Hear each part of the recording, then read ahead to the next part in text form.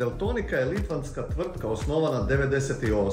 Specijalizirala se za razvoj IoT i M2M rješenja za industriju 4.0.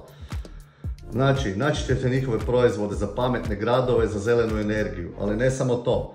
Njihovi ruteri, njihovi switchevi, njihovi modemi namijenjeni su industriji, rade od -40 do 80 stupnjeva, mogu se trest, mogu podnijeti dosta vlage. Znači, radi se o europskom proizvođaču koji je odlučio napravit ću vrhunsku robu, ali kako oni i sami kažu, po kineskoj cijeni.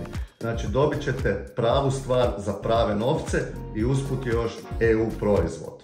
Neće vas niko špionirati kao što navodno tvrde da se špionira.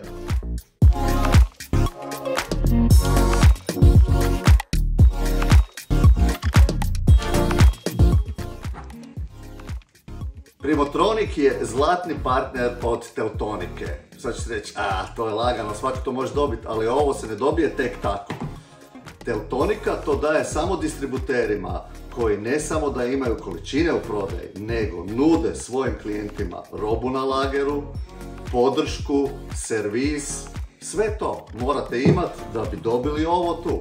Znači, Teltonika, trebate, dođite k nama, ne znate što trebate od njih, pitajte nas, mi ćemo vam reći. Trebate je odmah, tu je, na lageru, dođi, kupi, nosi.